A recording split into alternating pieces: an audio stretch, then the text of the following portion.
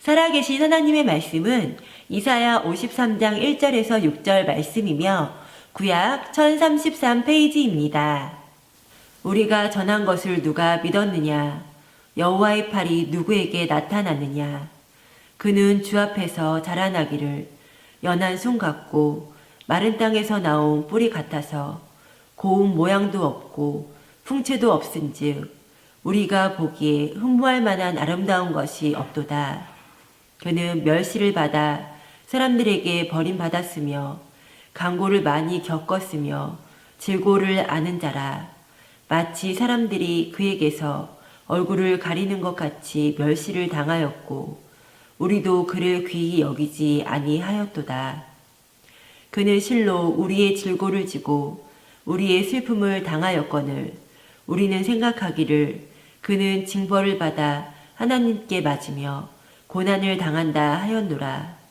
그가 찔림은 우리의 허물 때문이요 그가 상함은 우리의 죄악 때문이라. 그가 징계를 받음으로 우리는 평화를 누리고 그가 채찍에 맞음으로 우리는 나음을 받았도다. 우리는 다 양 같아서 그를 행하여 각기 제 길로 갔거늘 여호와께서는 우리 모두의 죄악을 그에게 담당시키셨도다. 아멘. 구약 속의 신약을 가장 잘 기록한 선지자가 이사야 선지자고 또 가장 많이 방대하게 기록한 선지자가 바로 이사야 선지자라고 볼 수 있습니다. 그리고 신약 중에서도 초림 예수님이 오실 그 예수님에 대해서 아주 리얼하게 잘 기록한 선지자가 바로 이사야 선지자라고 볼 수가 있겠습니다. 그리고 문서로도 보면은 우리가 성경 총 66권 가운데서 가장 긴 성경이 시편입니다. 시편은 총 몇 편으로 되어 있죠?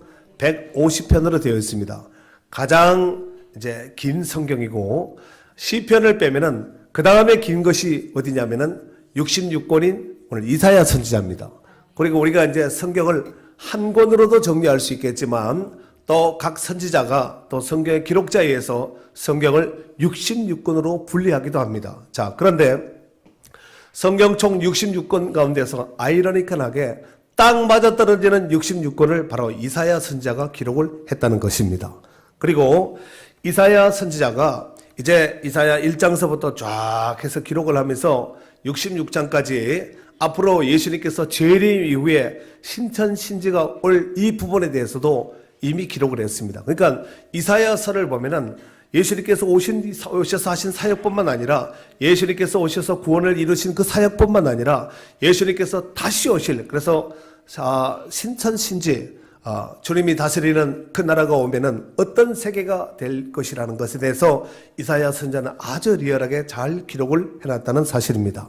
자, 그렇다면은 이제 오늘 본문을 들어가기 전에 이사야 전체적인 내용 가운데 말씀 가운데서 이사야가 예언했던 신약에 오실 예수님에 대해서 기록한 부분을 몇 가지만 한번 짚어보고 이사야 53장 안에 담겨져 있는 신약에 오실 예수님에 대해서 조금 포커스를 줄여서 말씀을 나누도록 하겠습니다. 자, 예수님은 동정녀의 몸으로 오신다고 이미 예수님이 탄생하기 전 700년 전에 이사야 선지자는 예언을 했습니다. 그 예언의 내용이 이사야 7장 14절에 있는데 보라 처녀가 잉태하여 아들을 낳을 것이요 그의 이름을 임마누엘이라 하니라 하고 예언을 했고 또 두 번째로 육신의 혈통으로는 이새의 후손 즉 다시 말해서 다윗의 후손으로 올 것에 대해서 이미 이사야 선지자는 예언을 했다는 것입니다. 이사야 11장 1절에 보면은 이새의 줄기에서 한 싹이 나며 그랬습니다. 그래서 이새의 후손 즉 다시 말해서 다윗왕의 후손으로 올 것에 대해서 이미 이사야 선지자는 예언을 했고 세 번째로 예수님의 사역의 중심지가 갈릴리라는 것도 이미 성경에 이사야 선지자는 예언을 했다는 것입니다. 이사야 9장 1절에 보니까 후에는 갈릴리 길과 후에는 해변 길과 요단 저쪽 이방 갈릴리를 영화롭게 하셨느니라 하면서 갈릴리라는 지명까지 정확하게 이렇게 표식을 했고 또 네 번째로는 각종 예수님께서 오시면은 각종 병든 자를 고침으로 기적 같은 지금까지 보지도 듣지도 못했던 새로운 일, 새로운 역사를 펼칠 것에 대해서 이사야 35장 5절 6절에서 이렇게 소개하고 있는데 그 내용을 제가 한번 잠깐 읽어보면은 그때 맹인의 눈이 밝을 것이며 여러분은 크게 아멘만 하시면 되겠습니다. 그때 맹인의 눈이 밝을 것이며 못 듣는 사람의 귀가 열릴 것이며 그때 저는 자는 사슴같이 뛸 것이며 말 못하는 자의 혀는 노래하리니 이런 광야에서 물이 솟겠고 사막에서 시내가 흐를 것임이라. 지금까지 듣지도 못하고 보지도 못한 상상치도 못했던 이런 일들을 메시아 되시는 예수 그리스도께서 초림 예수님이 오시면은 바로 그런 일을 행하실 것에 대해서 이사야 선지자는 이와 같이 명확하게 성경에 기록을 했다는 것입니다. 뿐만 아니라 오늘 주제에 입각해서 미리 바라본 신약의 예수님이라는 제목의 말씀에 입각해서 오늘 이사야 전체가 아니라 좀 포커스를 줄여서 53장에 있는 오늘 본문이 담겨져 있는 53장 안에 있는 내용을 중심으로 해서 몇 가지를 살펴보면은 먼저 4절에서 6절에 보면은 4절 6절을 보기만 하면 안 되겠지. 한번 일단 여러분은 읽으시면은 제가 성취된 부분을 제가 읽도록 하겠습니다. 일단 4절서부터 6절까지 좀 깁니다만은 같이 읽겠습니다. 시작.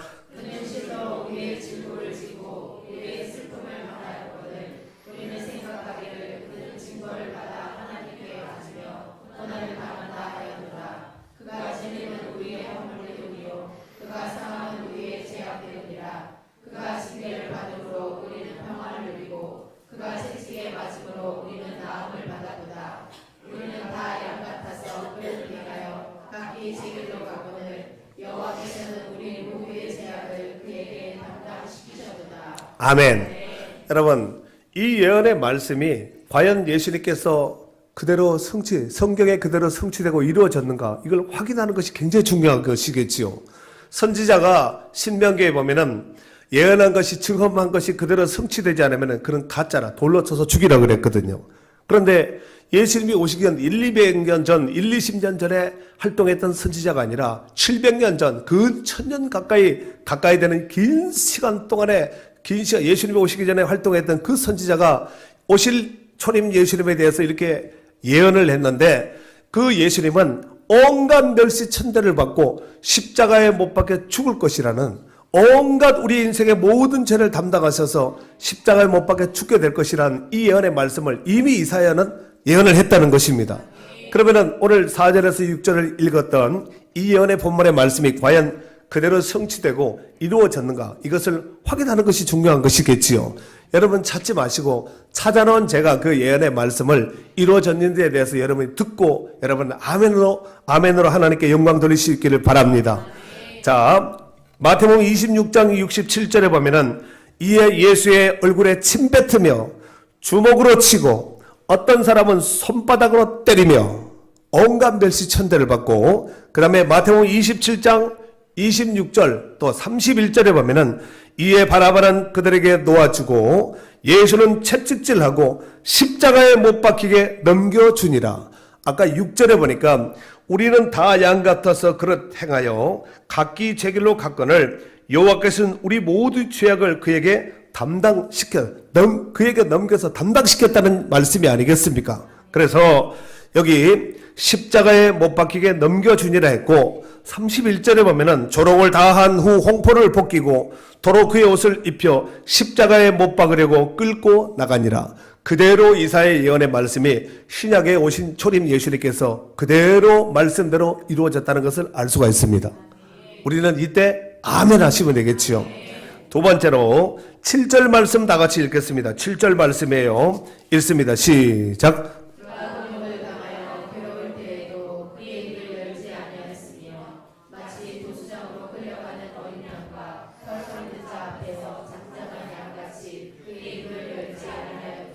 네, 송사하는 자 앞에서 한마디 답변하지 않으시고 대답하지 않으시고 변호하지 않고 그대로 침묵하신 예수님에 대해서 이사야 선지자는 그가 곤욕을 당하여 괴로울 때도 그 입을 열지 아니했다는 거예요. 그가 입을 열면 골치 아파집니다.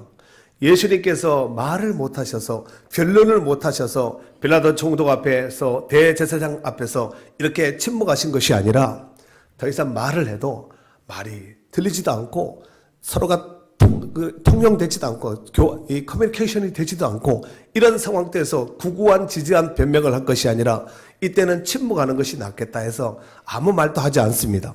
자, 이 예언의 말씀이 그대로 성취되었는지 마태복음 27장 12절에 보니까 대제사장들과 장로들에게 고발을 당하되 아무 대답도 아니 하시는지라. 대답하지 않았습니다. 그 다음에 세 번째로 예수님께서 십자가에 못 박혀 죽으신다, 돌아가신 다음에 무덤에서 장사되는 내용이 이사야 53장, 여기 오늘 본문 9절에 기록되어 있는데 다 같이 읽도록 하겠습니다. 시작.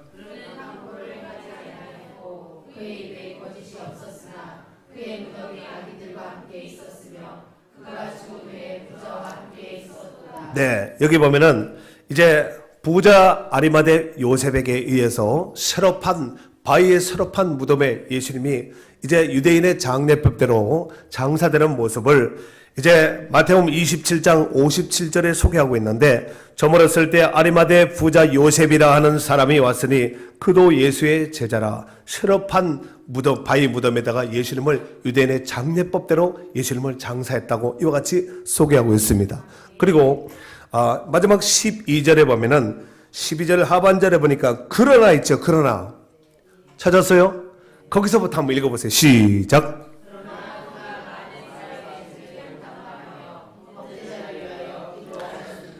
그러나 그가 많은 사람의 죄를 담당하며 범죄자를 위하여 기도했다는 거예요.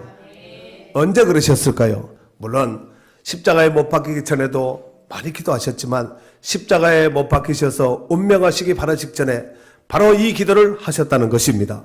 누가복음 23장 34절에 보니까 이에 예수께서 이르시되 아버지 저들을 사하여 주옵소서 자기들이 하는 것을 알지 못함이니이다 하시더라 하고 그대로 이 이사야 예언에 기록된 말씀이 그대로 성취된 모습을 신약 성경에서는 이와 같이 소개하고 있다는 것입니다. 이러보건대 이사야 선지자가 예언하였던 초림 예수님의 탄생과 공생의 사역과 대속적인 죽음과 장사됨은 역사의 현장에서 신약에 오신 초림 예수님께서 그대로 다 실현하고 실천된 줄로 믿습니다. 아멘. 사랑하는 성도 여러분, 그렇다면 이사야 선지자가 장차 오실 예수님에 대해서 이렇게 표현하면서 아주 인간적인 모습을 잘 리얼하게 표현을 했는데 이것은 정말 중요한 말씀이니까 2절 3절 말씀을 한 번만 더 읽도록 하겠습니다. 읽습니다. 시작.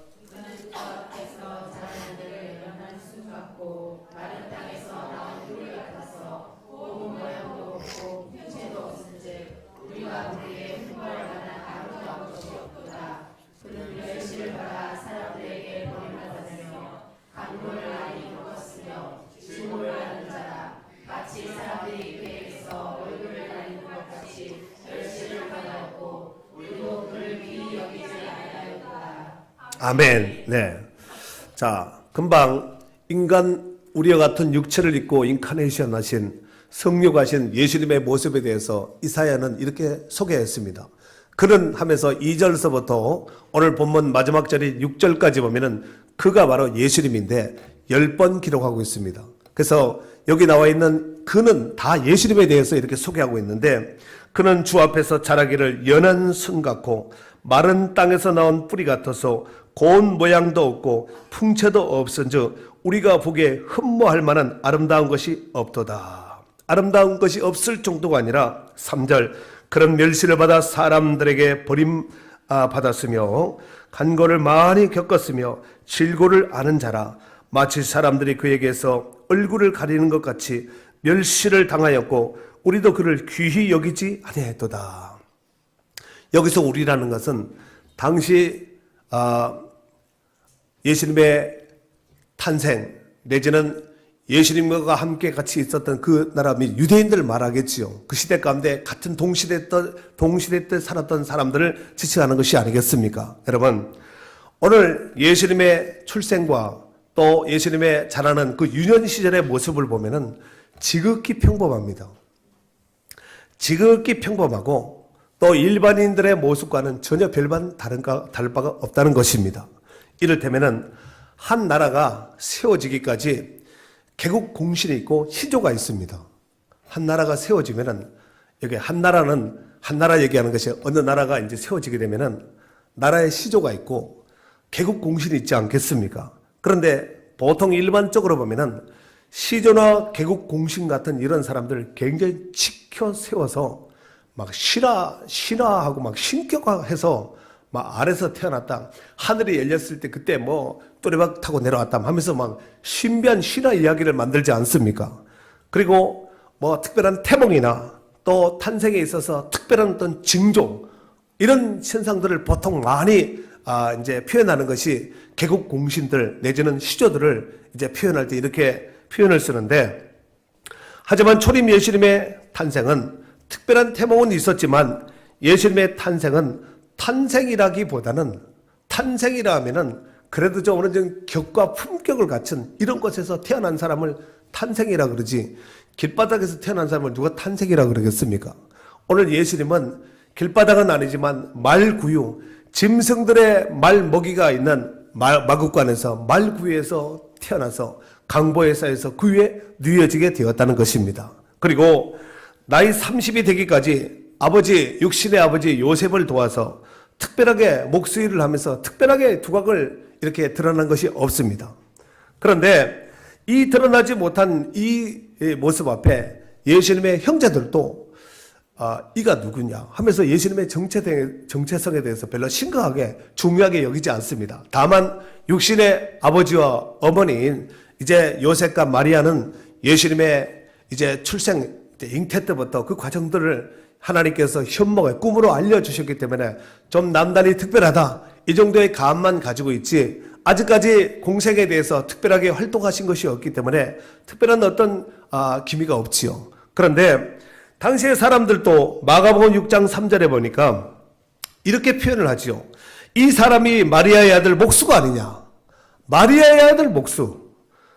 그리고 야고보와 요셉과 유다와 시몬의 형제가 아니냐. 그 누이들이 우리와 함께 여기 있지 아니하냐. 다 있지. 증거자가 형제들이 살아있으니까. 여러분, 천주교에서는 예수님의 형제들 인정하지 않습니다. 성경은 틀림없이 야고보와 요셉과 유다와 시몬의 형제가, 예수님의 형제가 있다고, 한태에서는 형제가 있다고 틀림없이 이와 같이 소개하고 있지 않습니까? 그런데 천주교에서는 이 부분에 대해서는 굉장히 약화하지요.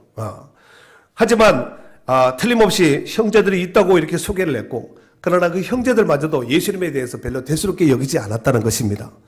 이제 나이 30이 되면서 요단강가에서 세례 요한에게 세례를 받으시면서, 예수님께서 세례를 받으시면서 물에서 올라올 때에 하늘이 열리고 하늘에서 비둘기 같은 성령이 강림하시면서 음성이 들려왔습니다.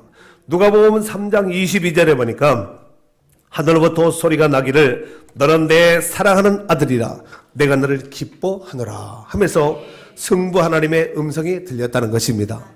예수님이 요단강가에서 들었던 그 성부 하나님의 음성이 오늘도 저와 여러분이 들을 수 있는 복된 음성이 될 수 있기를 바랍니다. 그리고 예수님의 공생의 사역은 약 한 3년 동안 이제 지나가시면서 철저하게 성부 하나님의 뜻에 순종했고, 또 기록된 구약의 성경의 말씀을 이루기 위한 삶을 사셨다는 것을 알 수가 있습니다. 그리고 특별히 예수 그리스도의 이 땅에 오신 목적의 최고의 꼭지점은 바로 우리의 모든 죄를 대속하기 위한 십자가를 지신 사역인 줄로 믿습니다. 하지만 사람들은 그렇게 생각하지 않았다는 거예요. 사람들은 아까 3절 이하에 보니까 뭐라 그랬어요? 3절에 보니까 그런 멸시를 받아 사람들에게 버림받았으며 간고를 많이 겪었으며 질고를 아는 자라 마치 사람들이 그에게서 얼굴을 가리는 것 같이 멸시를 당하였고 우리도 그를 귀히 여기지 아니하였도다. 그런 실로 우리의 질고를 지고 우리의 슬픔을 당하였거늘 우리는 생각하기에 뭐라 그러냐면은 그런 징벌을 받아 하나님께 맞으며 고난당한다 하였노라. 저거 징계를 받고 뭐가 십자가를 지고 형벌을 받을 만한 그런 내지는 그런 죄를 범했으니까 그렇게 십자가를 지고 고난당하고 형벌을 받는다. 그렇게 생각을 했다는 거예요. 당시 십자가를 지었던 보통 일상적인 죄수들과 같이 그렇게 아마 죄를 져서 십자가를 지고 그만한 형벌을 받을 만한 죄가가 있었으니까 형벌을 받을 것이다. 이렇게 생각을 당시 사람들이 했다는 거예요. 그러나 실상은 5절 6절에 있습니다. 실상. 자, 읽겠습니다. 시작. 그가 찔림은 우리의 허물 때문이요 그가 상함은 우리의 죄악 때문이라. 그가 징계를 받음으로 우리가 평화를 누리고 그가 채찍에 맞음으로 우리는 나음을 받았도다. 우리는 다 양 같아서 그를 행하여 각기 제 길로 갔거늘 여호와께서는 우리 모두의 죄악을 그에게 담당시키셨도다. 아멘. 사람들이 봤을 때는 그가 형벌받을 만한 짓을 해서 십자가를 지고 채찍 맞고 멸시천대 조롱을 받았다고 이렇게 생각을 했지만 실상은 하나님께서 우리의 모든 죄를 그에게 담당시키심으로 인해서 우리의 모든 죄가를 깨끗게 하게 해서 도말케 해서 하나님께서 그렇게 하셨다는 것입니다. 여러분, 저는 사실 오늘 이 본문의 말씀을 준비하면서 지난 주간에 묵상하면서 이런 이제 감이 다가오는 거지요. 예수님께서 십자가를 지심은 온 인류의 죄를 담당하신 죄를 담당하신 것이잖아요. 그런데 예수님께서 십자가에 달린 그 모습을 공의의 하나님의 입장에서 내려봤을 때는 하나님께서 그 예수님을 보셨을 때는 온갖 죄를 다 이렇게 덮어씌고 있는 이런 상황이잖아요. 죄 없으신 예수님께서 죄를 온갖 세상 죄를 다 지신 이런 죄덩어리의 모습이 아니겠습니까? 하나님께서 더 이상 볼 수 없어서 얼굴을 돌리셨을 것 같아요. 어떻게 생각하시나요?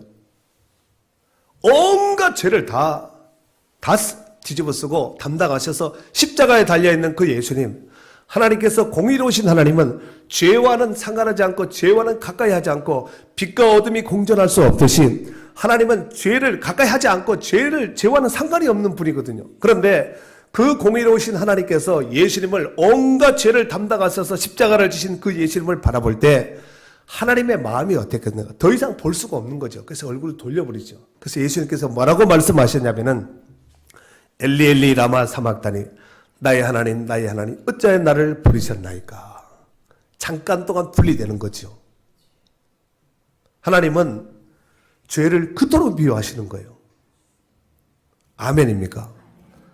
하나님께서는 하나님의 특별한 방법으로 죄에 빠진 온 인류를 구원하기 위하여 그 어떤 누구도 그 어떤 존재도 심지어 온 인류를 죄에 빠지게 한 원수마귀 사탄도 알 수 없도록 하나님의 구원 방법으로 죄 문제를 완전히 청산케 하시고 구원의 길을 활짝 열어놓으신 줄 믿습니다. 오늘 본문 이사야 선지자는 이렇게 표현하지요. 1절에 보니까 1절 우리가 전한 것을 누가 믿었느냐? 여호와의 팔이 누구에게 나타났느냐? 여러분, 구약의 이사야 외에도 오실 메시아 초림 예수님에 대해서 얼마나 많은 사람들이 얼마나 많은 예언자들이 선지자들이 설파했겠습니까?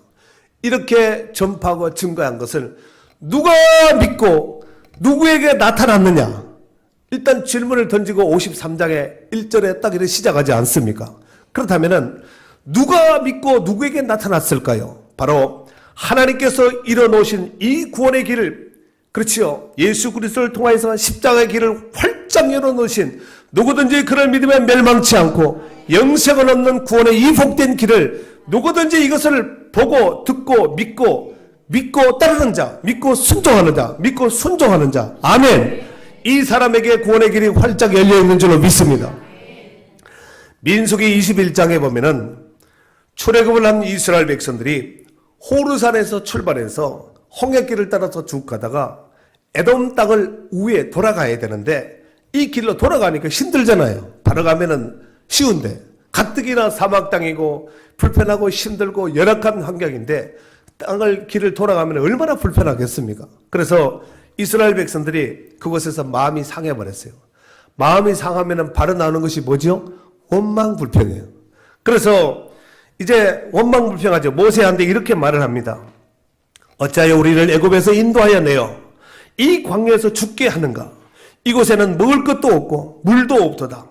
우리 마음이 이 하찮은 음식을 싫어하는, 이제는 만나마저도 불편하게 여기는 거지요. 이제는 아이고 지겹다는 거지요. 그랬더니 이 원망불평하는 소리를 하나님이 들으시고 불뱀들을 막 보내서 백성들을 막 물어 죽게 합니다. 그래서 백성들에게 이 불뱀에게 물려 죽은 사람이 한둘이 아니에요. 막 수십 명, 수백 명이 순식간에 막 사람들이 막 물리는 즉시 막 죽어버리는 거죠. 그런데 이스라엘 백성들이 모세 앞에 우리가 잘못했으니까 우리를 살려달라, 우리를 기도해달라고 했을 때 모세가 하나님 앞에 기도합니다. 그때 하나님께서 모세에게 이렇게 말씀을 하시지요. 불뱀을 만들어 장대 위에 매달라. 물린 자마다 그것을 보면 살리라. 불뱀을 만들어서 장대에 달아서 높이 들어서 이것을 본 자는, 물린 자는 누구든지 산다는 거죠. 네. 그랬더니 불뱀에 물린 사람들이 모세의 말을 듣고 장대에 달린 그 노뱀을 바라본 모든 사람들은 살아나게 된 줄로 믿습니다. 설마 저것이 어떻게 우리를 살리냐. 빨리 약을 구하고 의원에게 처방을 받고 민간 처방을 하든지 뭐 정처방을 하든지 빨리 처방을 해야지. 뱀에게 물리면 이것이 최고란데 나름대로 백박으로 힘쓴 사람 다 죽어버렸어요. 그러나 모세가 말한 것을 믿고 순종하고 그 장대에 달린 노뱀을 바라본 사람들은 다 살아나게 된 줄로 믿습니다. 이것이 신약 성경 요한복음 3장에 보면은 한밤중에 예수님께 찾아온 니고데모라는 유대 관원이 예수님과 서로 이야기 가운데서 예수님께서 모세가 광야에서 장대에다 불뱀을 달았던 그 사건 이야기를 해줍니다. 그러면서 요한복음 3장 14절 이하에 보면은 모세가 광야에서 뱀을 든 것 같이 인자도 들려야 하느니 이는 그를 믿는 자마다 영생을 얻게 하려 하심이니라. 모세가 장대에 달았던 그 불뱀은 장차 오실 예수 그리스도의 모형입니다. 그 불뱀을 바라본 즉 살듯이 십자가에 달려서 모든 인류의 죄를 대속하신 그 예수님을 바라보고 우리의 모든 죄를 담당하신 예수님을 믿고 마음에 영접한 사람은 누구든지 멸망치 않는 영생과 구원의 복된 선물의 주인공이 될 줄로 믿습니다.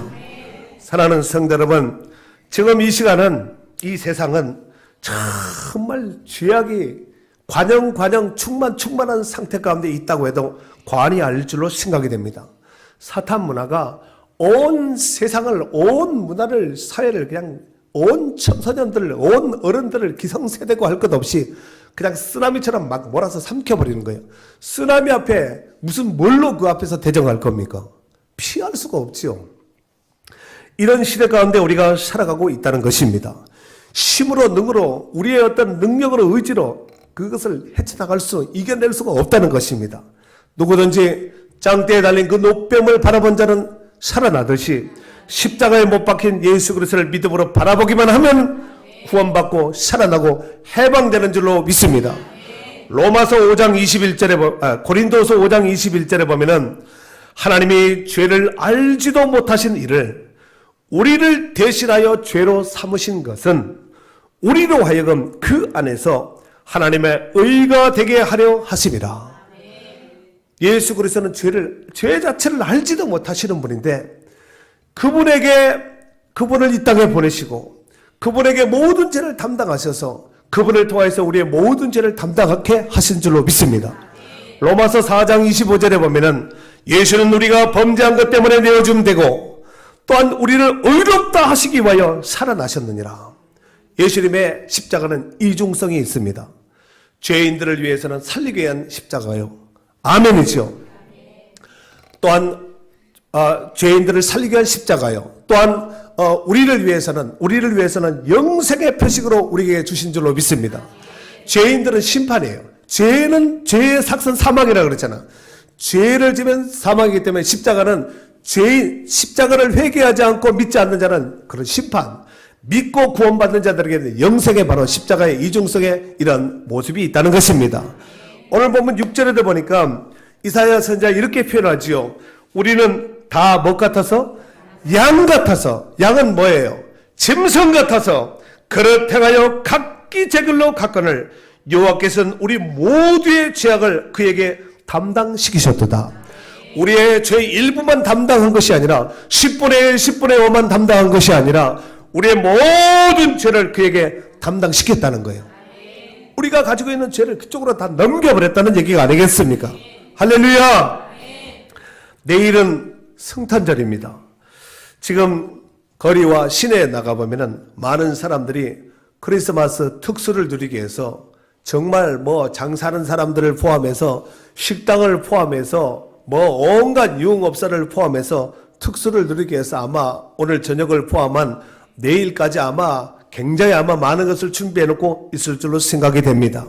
이런 때 우리 믿는 성도들은 복음을 전파하며 크리스마스에 걸어간 특수를 누려야 될 줄로 믿습니다. 특별히 성탄절은 루돌프 사성코와 산타크로스의 날이 아닙니다. 성탄절은 루돌프 사성코하고 산타크로스 할아버지하고 전혀 관계없는 날이거든요. 예수님이 탄생된 날인데 그것들하고 무슨 상관이 있겠어요? 잘 생각해 보세요. 예수님이 태어난 날이에요.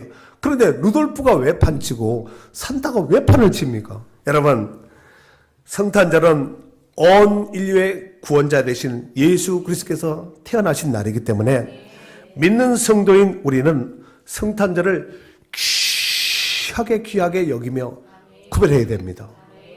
아니, 자기 생일도 귀하다고 여기면서 챙겨 먹으면서 예수님의 성탄, 나와 여러분의 온 인류의 죄를 담당하신 그 예수님의 성탄절을 함부로 여기고 술 먹고 막 세상 유혹에 즐겁게 이렇게 하면 되겠습니까? 그래서 성탄절인 내일은 다른 어떤 일보다도 먼저 이 땅에 정말 예수님을 보내주신 하나님 앞에 예배하며 아기로 오신 온 인류의 구원자로 오신 그리고 다시 오실 예수님의 재림을 바라보면서 영광 돌릴 수 있는 복 있는 귀한 예배가 되어야 될 줄로 믿습니다.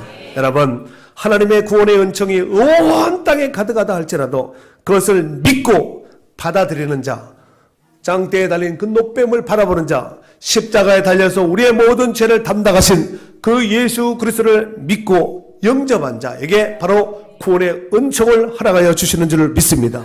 그러므로 금번 이 성탄절을 기해서 우리가 믿고 구원받은 이 구원을 아직도 우리 주변에 보면은 믿지 않고 구원받지 못한 사람들이 틀림없이 있다는 사실입니다. 그래서 이번 성탄절을 기해서 정말 복음의 메시지요 또 복음의 종소리가 되어서 더 많은 사람들에게 확장되고 증거하고 전파하는 축복된 성도들이 될 수 있기를 주님의 이름으로 축원합니다.